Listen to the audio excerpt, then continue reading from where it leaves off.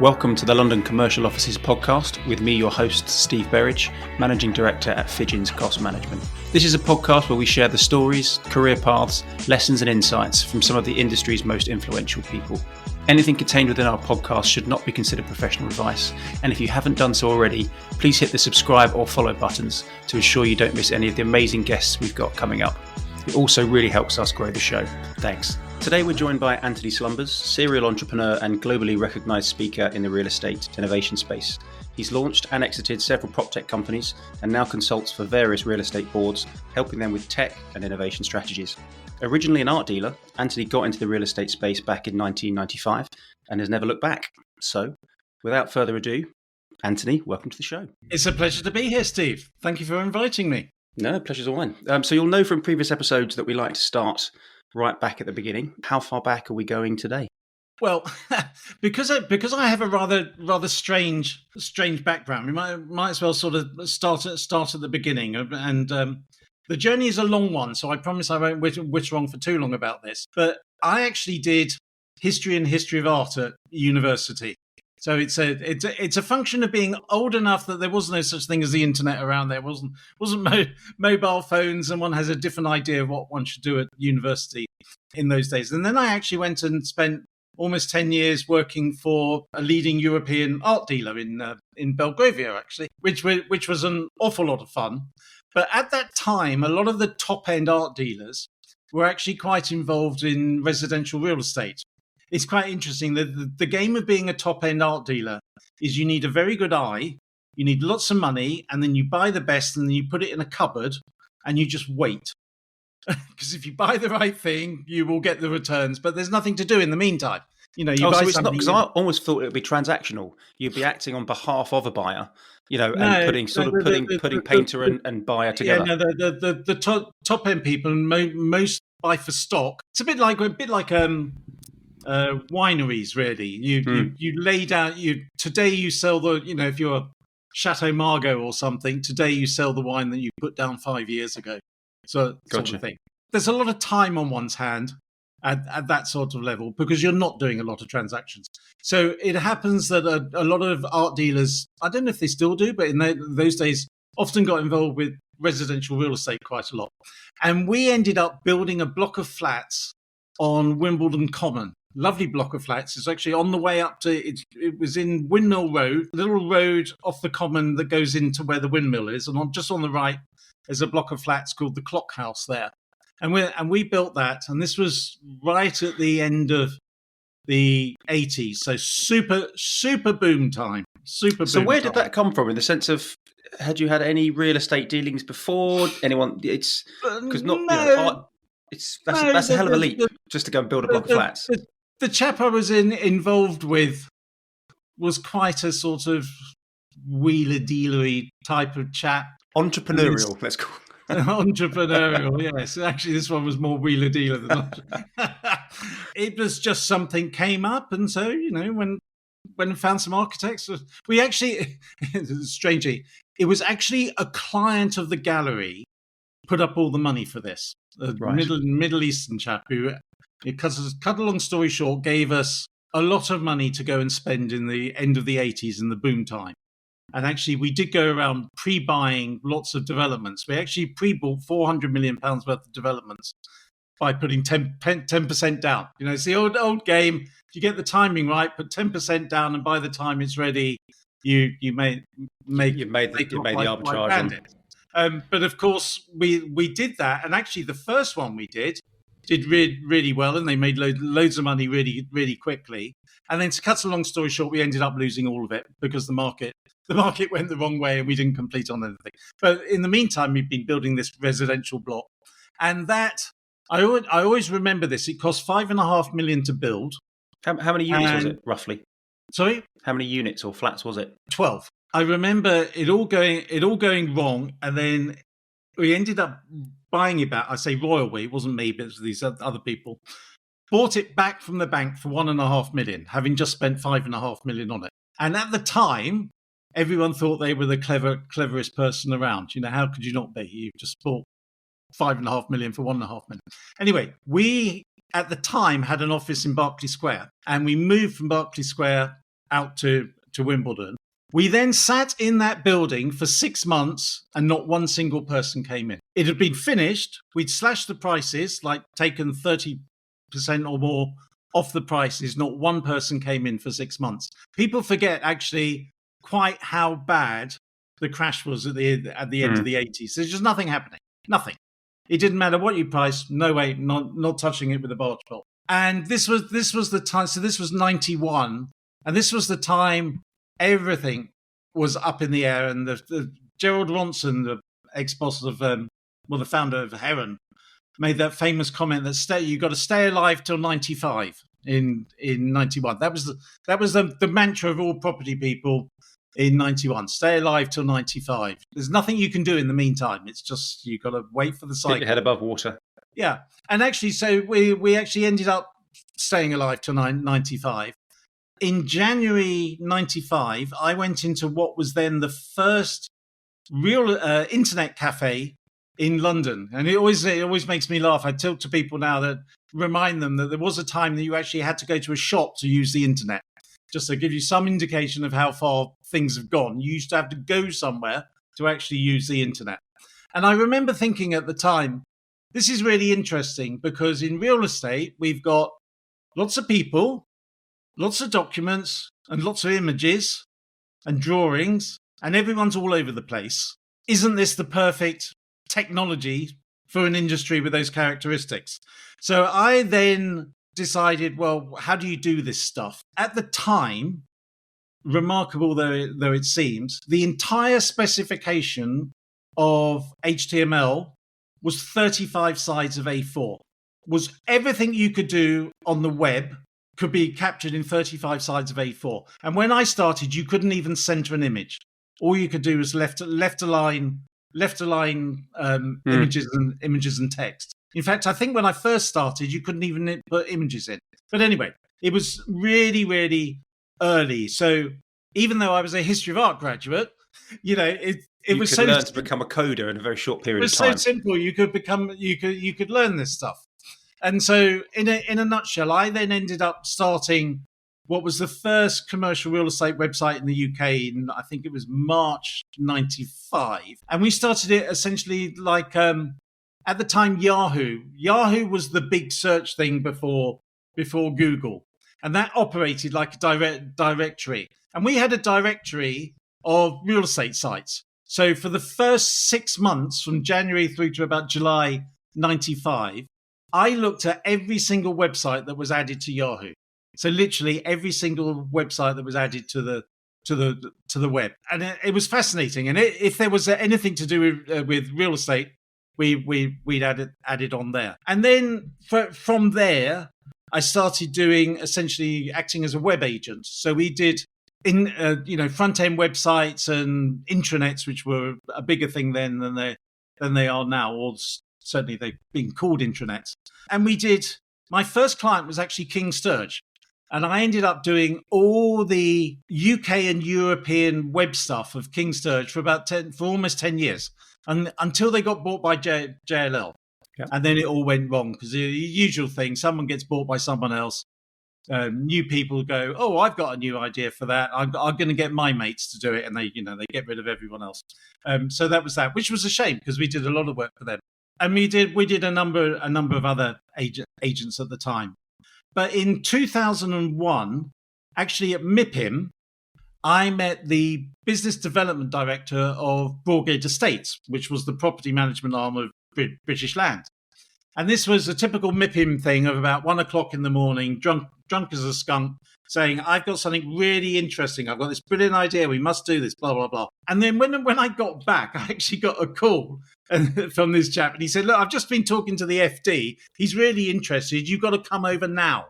And I said, I can't come over now. I'm in my jeans and my T-shirt. He said he's not interested in what you look like. He's interested in your brain.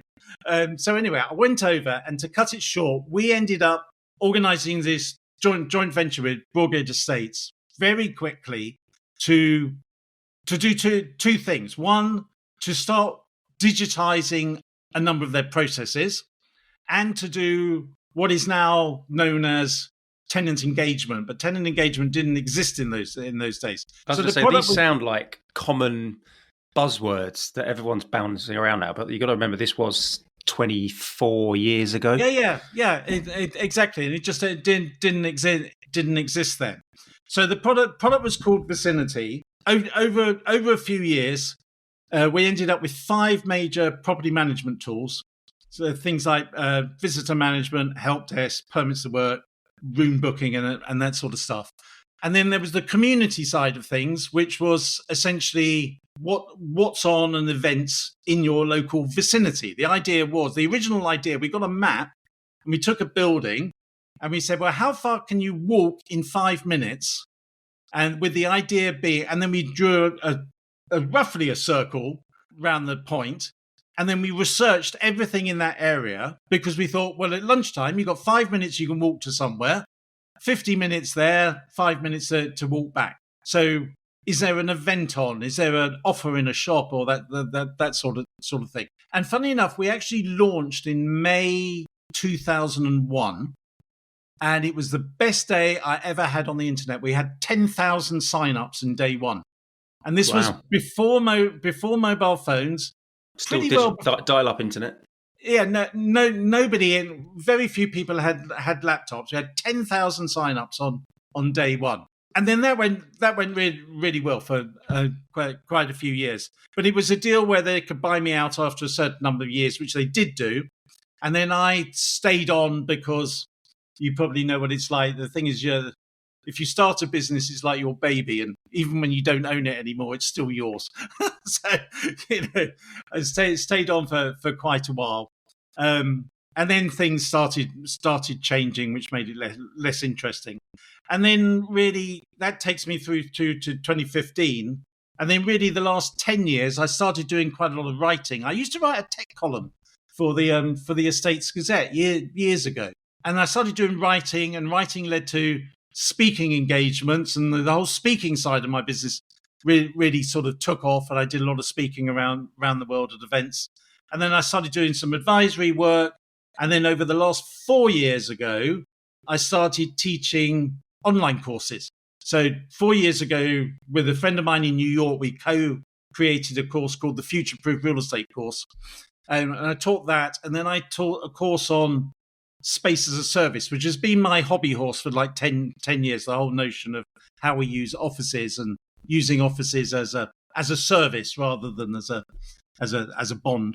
And then the last 2 years, I've been teaching a course called the Generative AI for Real Estate People course, which is a practitioner's course in how to use generative AI. So that's a very long that's a short version of a very long journey. But I've always said, because I've had this sort of very odd sort of, I know the left brain, right brain thing has been disabused, hasn't it? It's actually no such thing as left brain, right brain. But you know the old thing about left brain creative, right brain.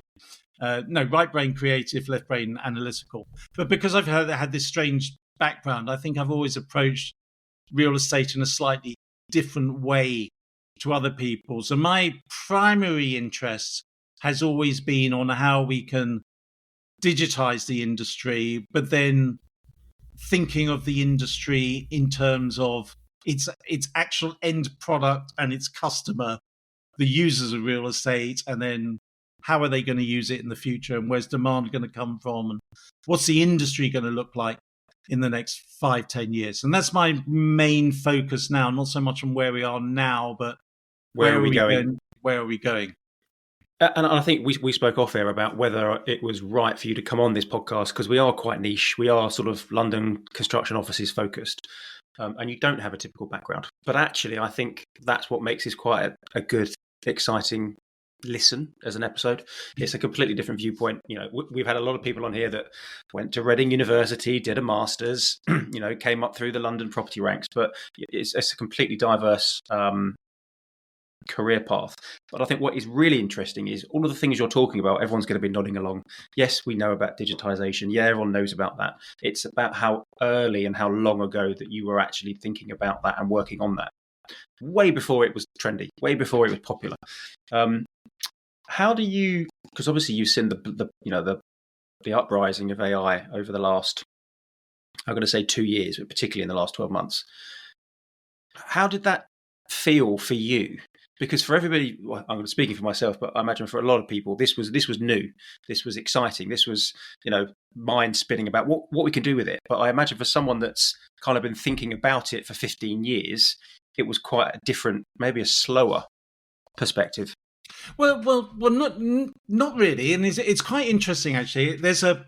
I gave a talk at an event called Future Prop Tech 2018. I think it was. It was a conference at the Business Design Center, and there's the video of my talk is on YouTube, and it was AI in real estate, and I talked about 17 areas of real estate which I said were bullseye for AI.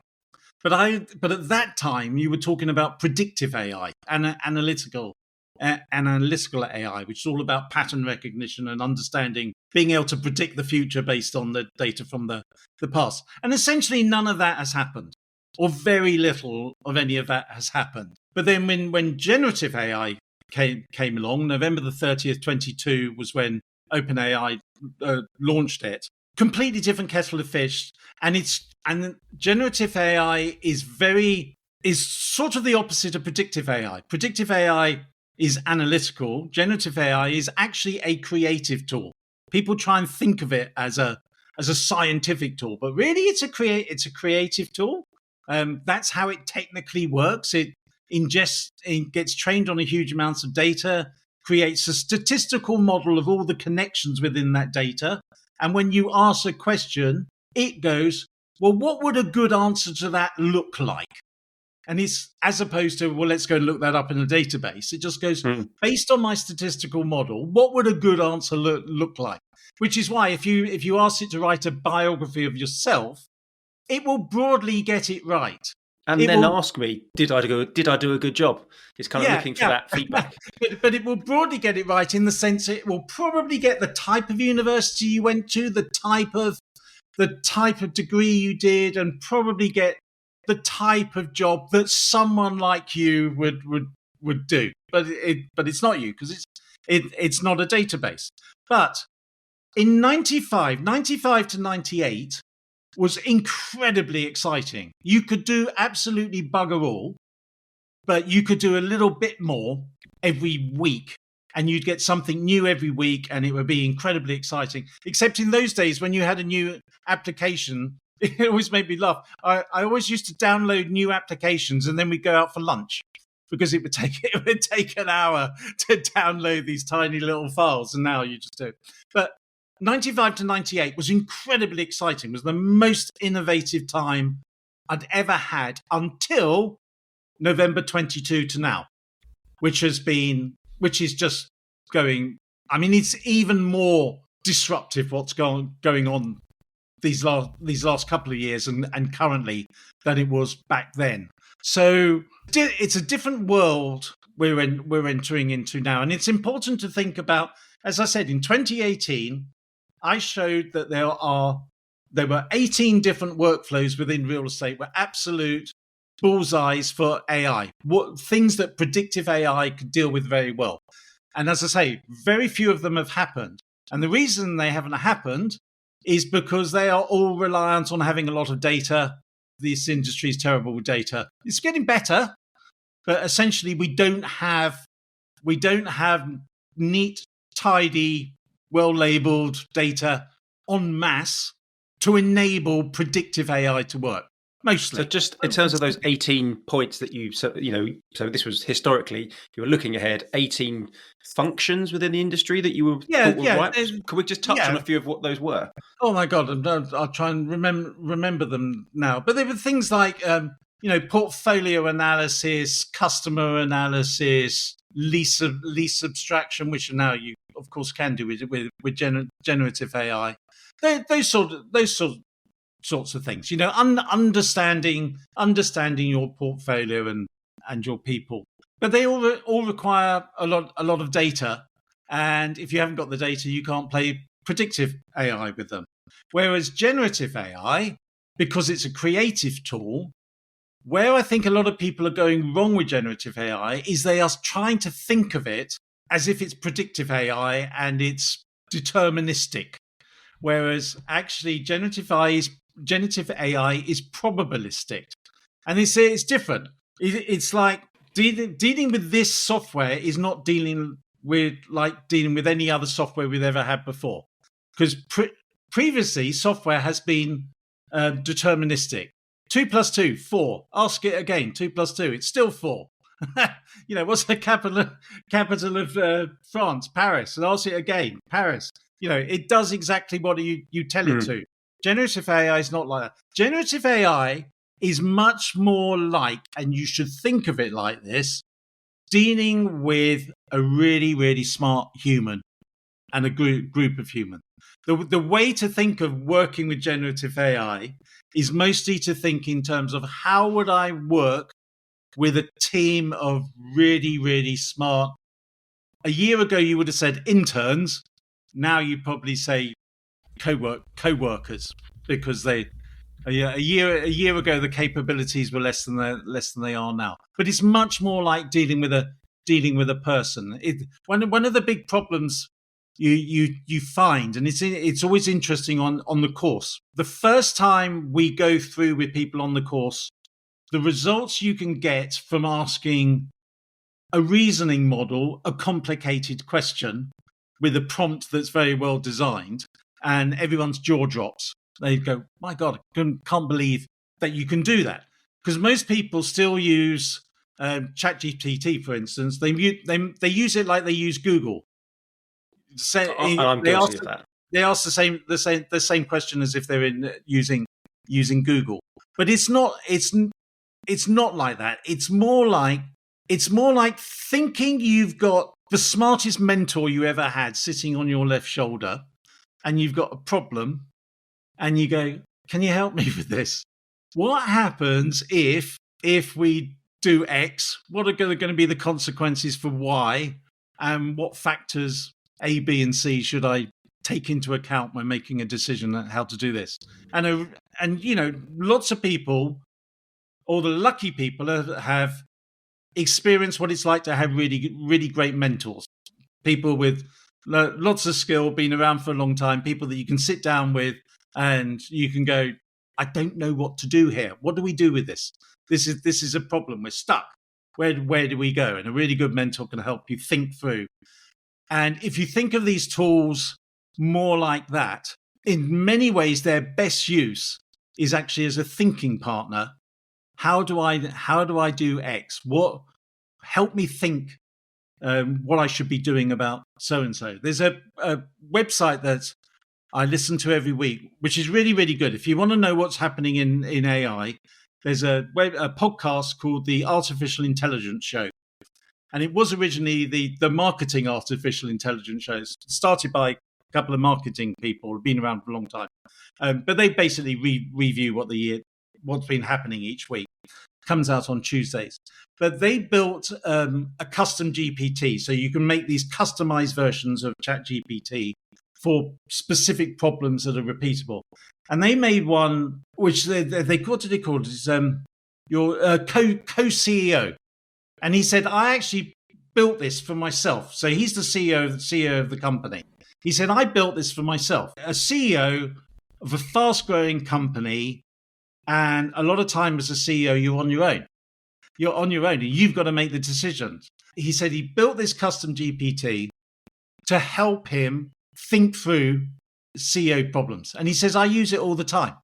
Whenever we're planning, what should be our marketing strategy for the next 3 months? What are the blind spots that I don't know? That's one of the very best questions to ask these things. What am I not thinking about?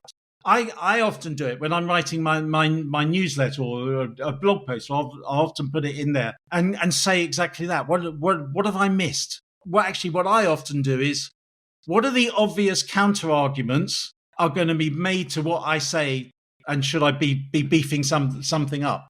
And they are absolutely brilliant for those sorts of things. Because when you think about it, every single business book that's ever been written, they've been trained on. They know a hell of a lot about it's your own business. Personal PhD business mentor that's there. You just need to ask it the right questions in the right way. And is that what your course goes into then? How to prompt and get the best out of ChatGPT? Well, we do a big section on prompting. So I did have 20 different types of prompt. So they're just stylistic prompt patterns for different sort of circumstances.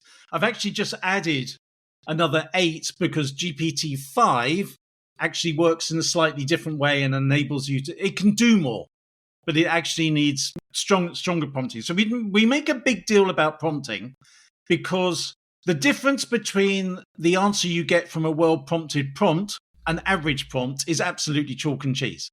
And it's a major differentiator that if you want to see an immediate return on investment into generative AI, just learn how to prompt properly, because the results you get will be dramatically better. So we do focus quite a lot on that. But then what we also do is we look at how is all of this going to change the way the industry works internally. What is being a real estate company? What does that mean in 5 years' time? And so we do a lot of looking at that, and then we look at the other side of the equation of how is this going to change the nature of demand? How are our customers going to change? Because it's funny, I was talking to someone yesterday about this. The problem of getting technology change in real estate fundamentally boils down, and it's not just real estate, but the mechanics of real estate make it particularly strong in real estate, is that nothing changes until your customer demands something. Because if the customer isn't asking for something, no one changes. They go, this is how we do it. If it ain't broke, don't fix it. If it ain't broke, you know, this is the way we do it. But if you look at how has retail got a lot better, the reason retail has got a lot better is because of e-commerce. Force them to do it. Why are offices getting better and better now?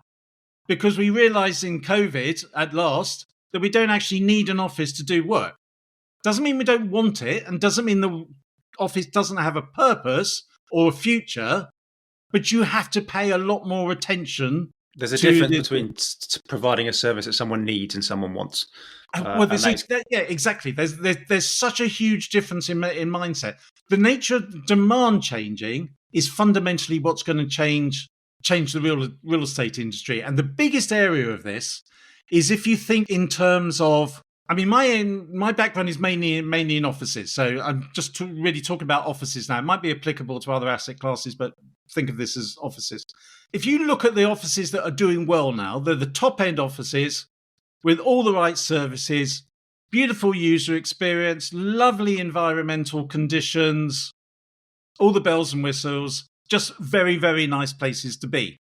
Now, the only reason they can deliver that user experience is because they're ram full of technology. The more it becomes that the investable asset needs to provide this sort of user experience, that's what's going to force the adoption of more and more technology, because you need the technology in order to provide the right user experience. You know, you need a sensor to know that this room's too hot, too cold. You need it to understand that the noise is too high. You need it to understand how people are using your space, so how can we redesign it? So you need all this technology. You need all the quantitative stuff in order to deliver a qualitative result. There was a big burst of prop tech 2 or 3 years ago. Tons and tons of money suddenly went flying into prop tech, and it sort of floated back down a bit now. But I would say now is definitely the best time to be in real estate technology, because we need a lot of technology to build the type of assets that we really want, and that the market demands, and that investors demand, and I think that's gonna transform transform the industry over the next few years. Sorry, I'm going on a bit here, but this is something I've been researching. That's what podcasts are for.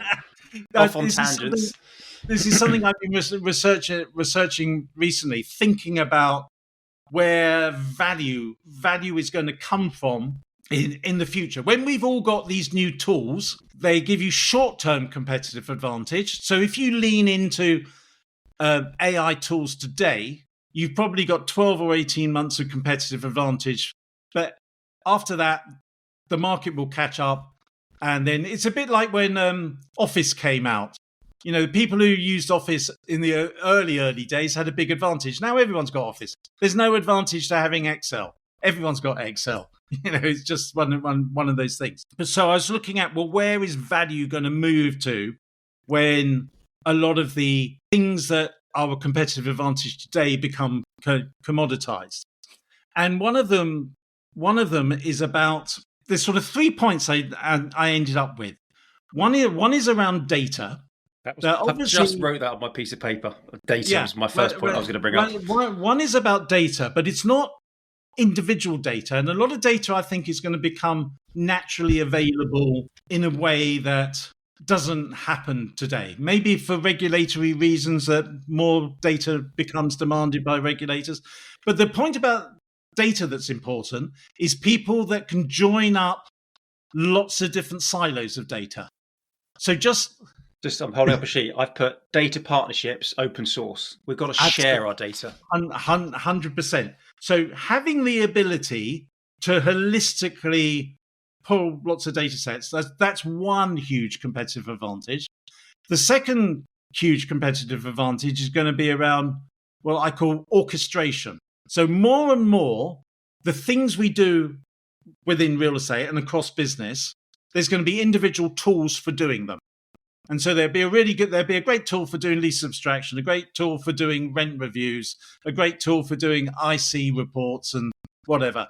But someone has to orchestrate and manage all those agents, if you like. If you think of each of those tools, pieces of software as an agent, someone has to corral the agents. I mean, there's talk of the future is going to be about being an agent boss. That actually, I'm not a boss of people, I'm a boss of agents. That I've got 20 different agents working for me, and I've got to orchestrate them. That's going to be a very strong skill, and constantly curating those agents, so tweaking them. So how do I get the best out of that? I need to tweak that. That's not quite bringing the right result back. Tweaking them and orchestrating that. And then the third point is around trust, in the sense of being known for being an authoritative, trustworthy source of information is going to be a really strong thing. And if you start putting those together, you start thinking of things like, and these exist today in a relatively primitive form, like data rooms. So people put data rooms together for doing a deal. So a space, a virtual space where you put in all the different documentation about a particular deal, and everyone has access to it. But if you think of a virtual data room for a building, so all the information about a building, absolutely, from the type of bricks, the type of glass, the complete QS manual in detail, in granular detail, is all in this room. But it's also plugged into live data. So we've got a building, and this building has now got 100 different sensors in it, or 1,000 different sensors. So this building is now able to self-optimize itself because it understands exactly how I am functioning as a building in real time because I've got sensors. But all of that automatically feeds into the data, the virtual data room. So we, as users, as running the building, have permanently up to date. We know everything about how this building is working today. And then once you've got that then changes how sales and investments could work. Because if you think of a typical sale and investment at the moment, you want to buy a building. Well, have you got the energy usage for the building, and Yeah. That takes weeks, and then it turns up on loads of pieces of paper, and the lawyers have to go through it, and nobody trusts you saying it works like this. But if you've got a live virtual data room, you just say, well, this is it. And so you've got trustworthy, real-time, orchestrated data available. And then you think, wow, how much better could I run a building, operate a building, sell a building, invest in a building if I had access to all of that? And then reverse engineering that. I go right back to the beginning. If you've got that data and people are able to share that data in a safe way, take it right back to first principles when people are designing buildings. So, we do design buildings of best practice. We do have, sustainability benchmarks that we can sort of target. But if we're actually able to live design a building, sucking in live data from another 50 buildings of a similar nature in the city that you're building in, that's innovation, and that's where you're constantly improving incrementally based on what's going on, which we don't have access to yet. But it comes around sharing data, and I think it's a mindset shift. There's still this is my data, and we see it from a cost benchmarking perspective. It's we're a modest size cost consultancy in London, but there are the big boys that have fantastic sets of benchmarking and cost data. But it's ring fence because it's their kind of IP, it's their USP, and what we want to do is somehow try to get the market to change that mindset that it's let's not hold on to data, let's share it because it's for the bigger purpose. But you see, what would be good is either if it became a regulatory imperative that a building provided this data, or, for instance, if the investment community said they demanded it. Yeah, and it wouldn't be. It's not too many leaps. It's a standard set of software that has to be run across all buildings with an API that anybody has access into, read only, to share. Yeah, I mean, you can still anonymize it all. Yeah, you don't necessarily have to at a public level. You don't have to give it away that this building is necessarily better than that building. This bank is empty between the hours of. Yeah, exactly. But I mean, as you say, you just wrote down earlier the words open source.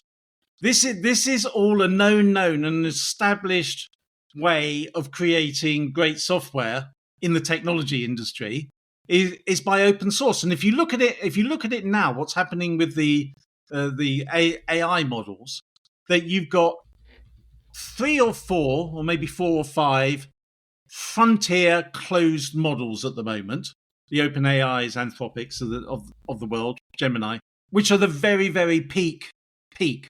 But you've now got open source models, which are just 6 months behind. Everyone is getting much better at producing models because it's open source, because you can actually see what other people do and build on the shoulders of giants. There's a strange thing that I always wonder, this idea of holding on to all our data, and we've got no competitive advantage if we give away our data. And I always think of the finance industry. With public companies, you can find out the CEO's inside leg measurement for a public company. Everything. And I don't notice too many poor people working in financial services. Funny enough, they seem to be the ones making all the money. All their data is... It's all about execution. And I look at this in the sort of the startup space. It's, everyone values their idea, and it's, can you sign an NDA before I tell you about my new startup idea? And we're the opposite. This is my second tech startup that we're working on. We can talk about it in a bit if you like. It's but we're very transparent. This is what we're doing. This is how we're building it. This is why we're building it. Somebody else could quite easily take that idea and go and do it. And fair play if they do. And you know what? If they do, for me, that's kind of a nod that we're actually onto something, because someone else also values that pain point. But an idea is just an idea. Data is just data. It's what you do with that data and how you execute upon it, which people don't do. But it is a mindset, and it's something that takes a while for people to internalize, because we've never had to do it before. I've criticized and moaned about the real estate industry for 30 years about being slow to embrace technology. But as I said earlier, for most of for most of the last 30 years, they haven't had to do anything. You know, you get a good building, you get Google on a 25-year lease, and then you say, that's it, job done. I don't need to do anything with the people. I don't need to provide any service to anyone because I've created a bond which is perfect for the institutions. That's my job. And fair enough. I saw something the other day talking about some of the old original gods, if you like, of real estate. And one of them came up with Godfrey Bradman. It was Rose Hall was his company at the time. Was a super big fish. The quote they used from him was, "Oh, I never actually go and look at a building because I don't know what to look for." And Godfrey Bradman was a famous, real estate as accountant, real estate as a financial instrument, completely uninterested in the building. But that was perfect for then. But it's not perfect for now. Not perfect for now. So what are you working on?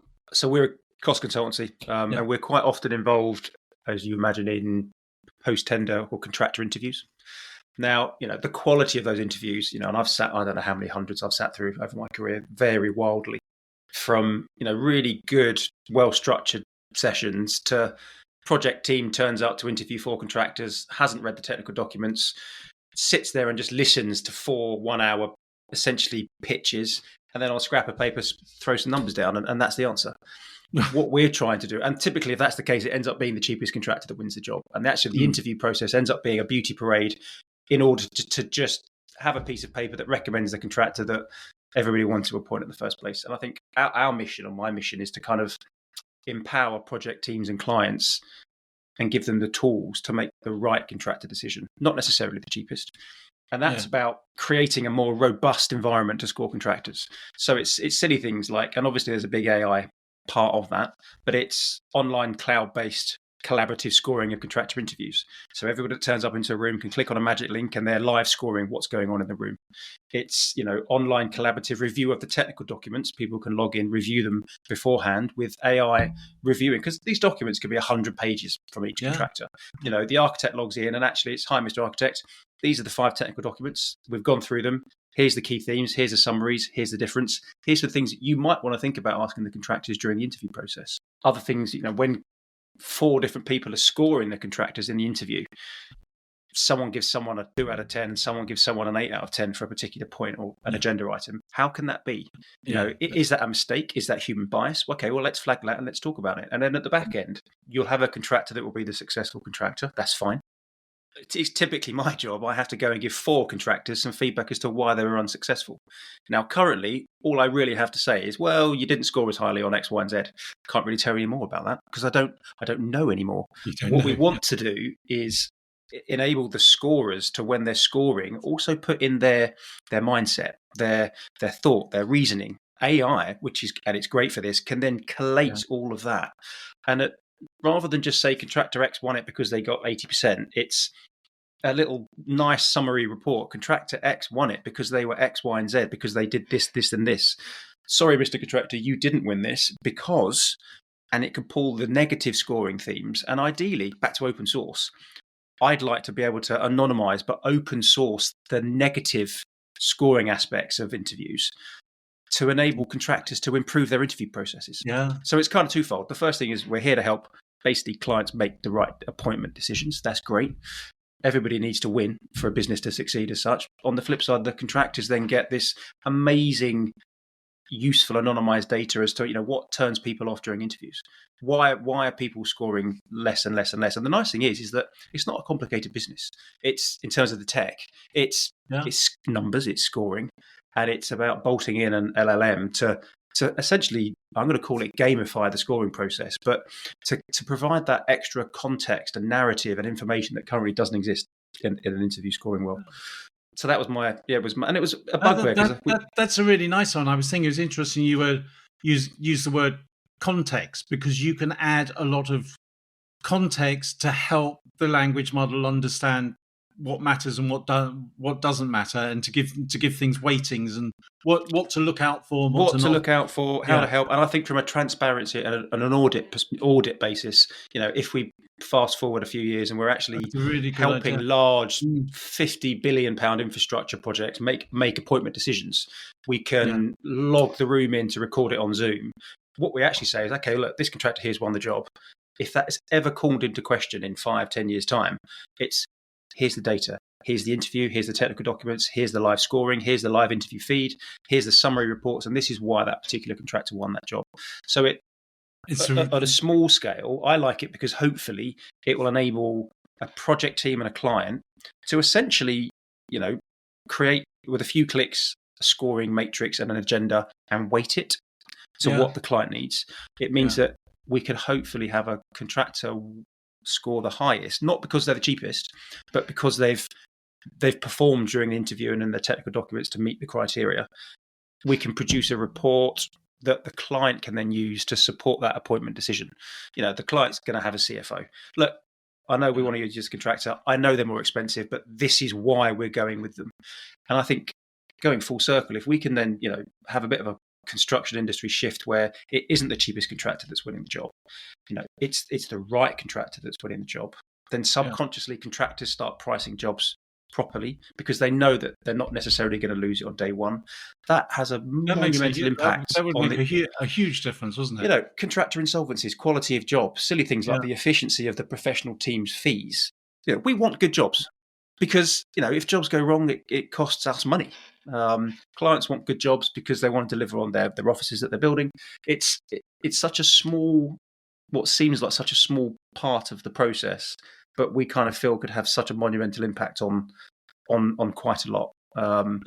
That's a really nice use case and an excellent use case for LLMs. That's really, really playing to what they're good at. And it's about picking a small pain point. And I kind of want to encourage the listeners to do the same.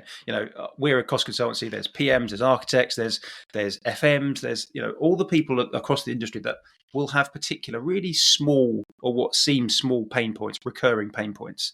And it's about go on.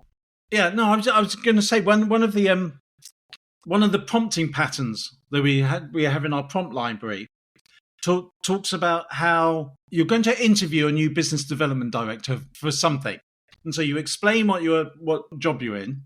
It's famously known that most people are very bad at interviewing and not very good at asking questions, not asking the right questions. What's your biggest strength and what's your biggest weakness? Yeah, exactly. What this prompt does is say, give me 10 questions to ask them, give me the reasons to ask them that question, and tell me what a good answer looks like. And that's a really good thing. So to ask Steve this question, and I'm asking for this reason, and I'm looking out for, hopefully he will pick up on X, Y, and Z.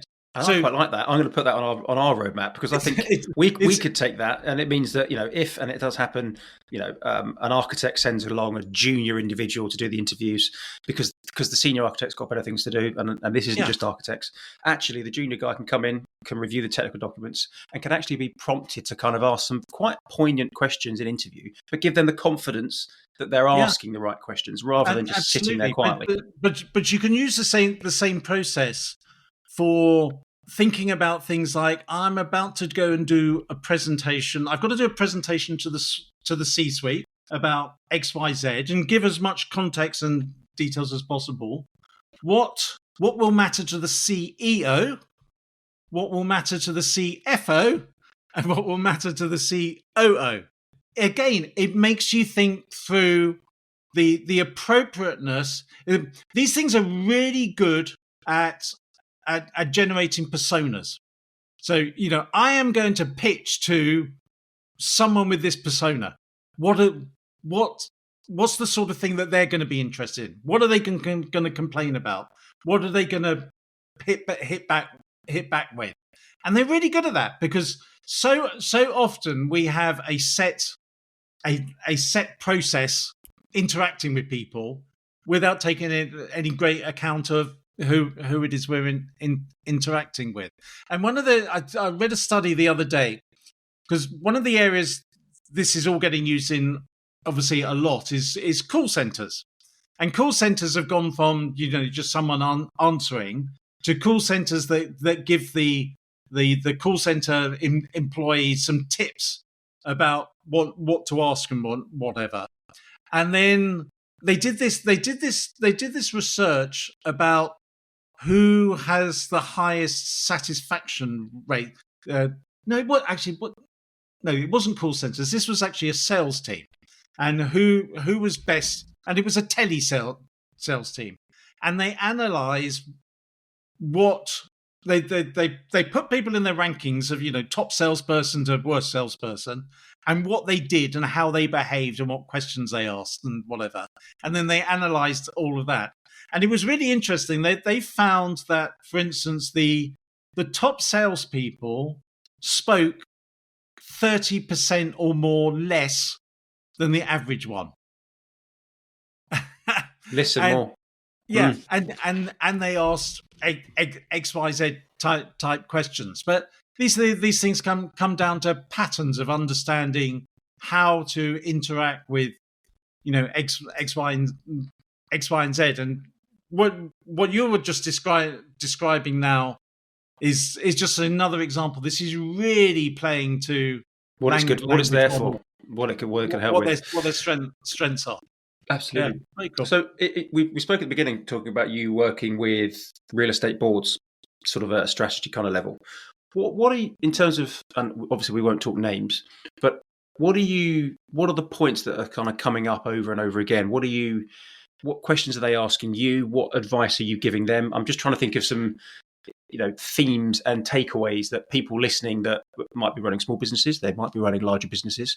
What should be on their radar for the next year, 2 years, 3 years? Principally, I think it's about what are trends, what are fads, and timescales and impediments. So what is going to happen next month, but what's going to, particularly in real estate, because so much of real estate is actually a 5 to 10 year process. You're doing a big project. It's easy for it to be 5 years. A lot of big projects take 10 years.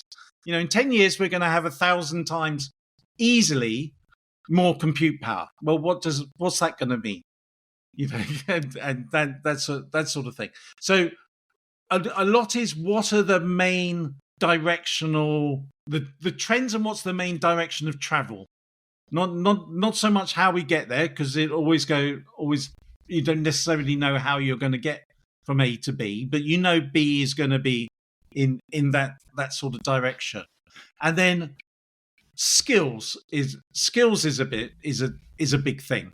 What skills do we need amongst our people now?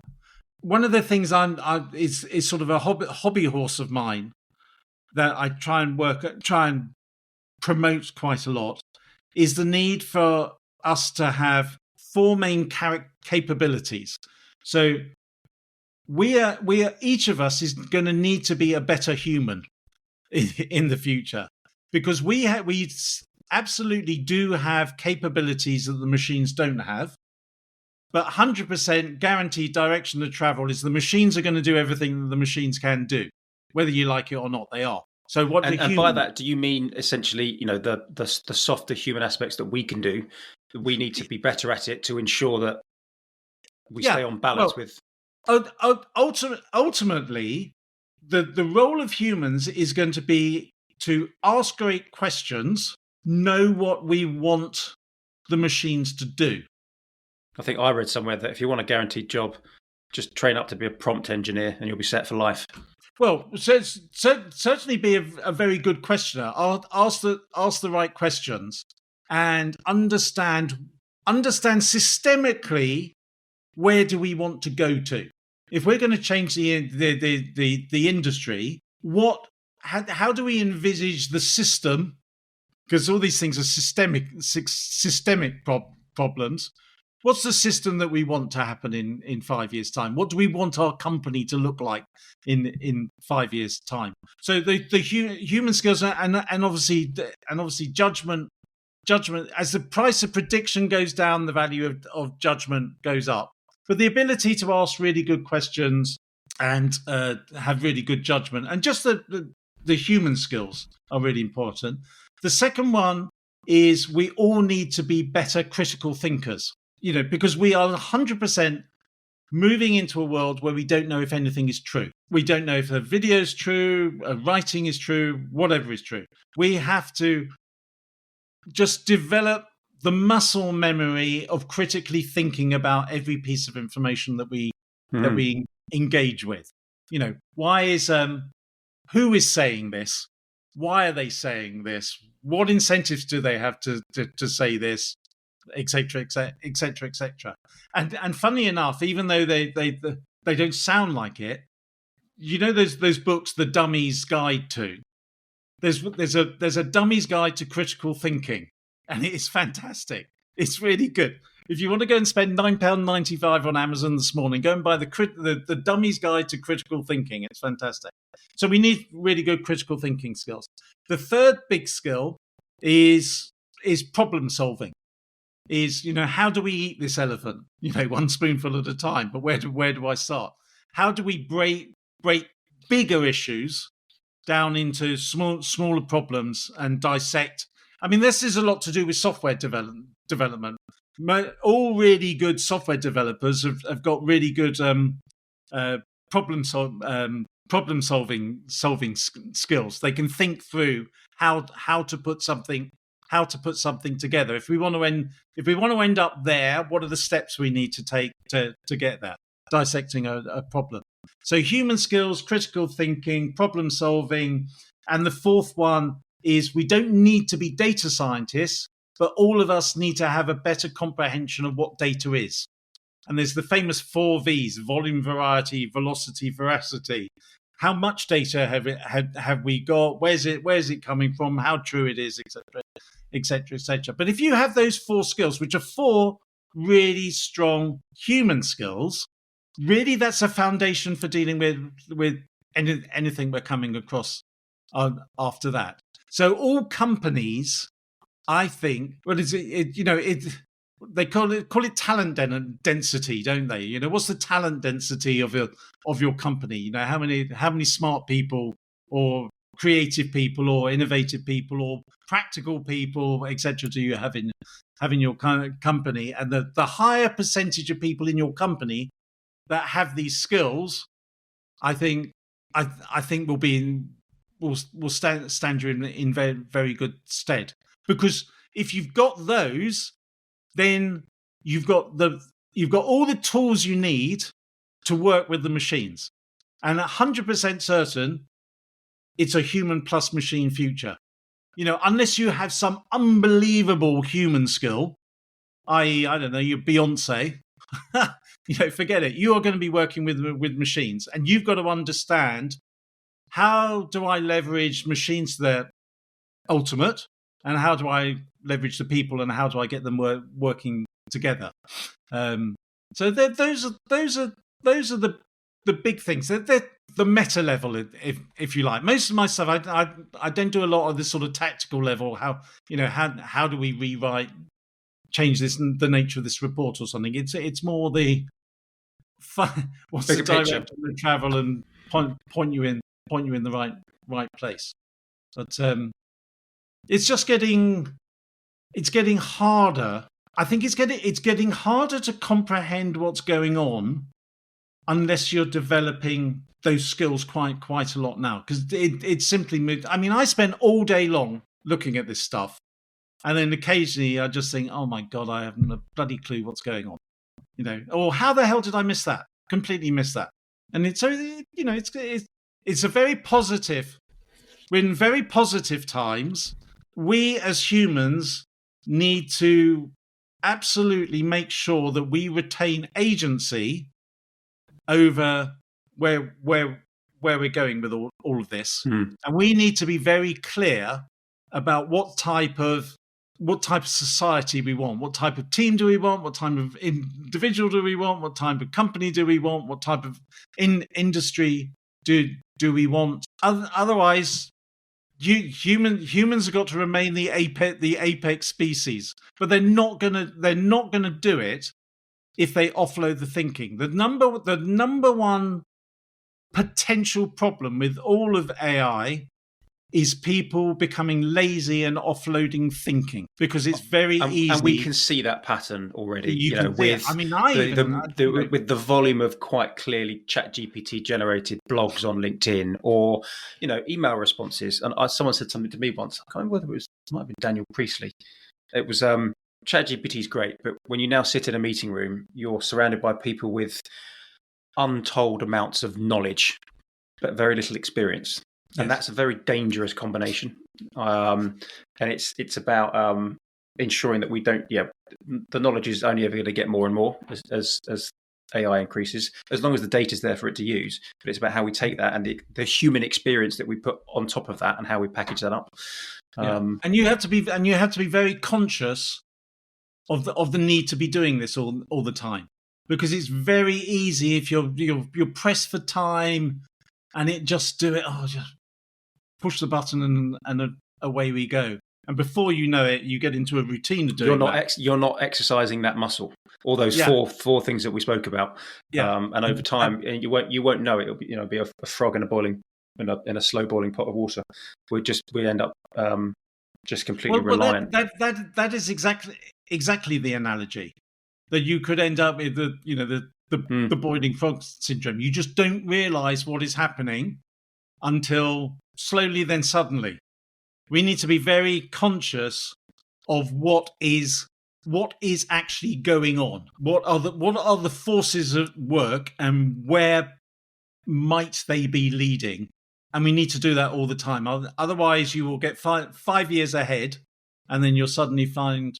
I mean, I think this is what's going to happen with lots of companies, that you'll get companies leaning into all of this stuff now, designing themselves around technologies of the future, if you like, and they won't look very different for a while, and then they'll suddenly be 10 times as more competitive their peers, and the peers won't really notice, and then one day will come and they'll find every time they go and pitch something, there's some little bugger come along, and they can do it for half the price.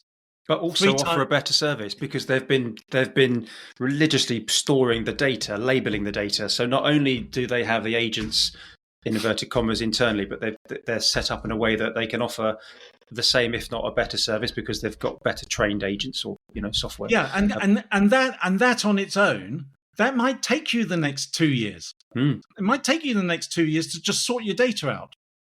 But if you suddenly get to the point in 2 years' time that you want to push the button, and then, as you say, you find, I can't push the button because our data's not sorted, then you've got a problem.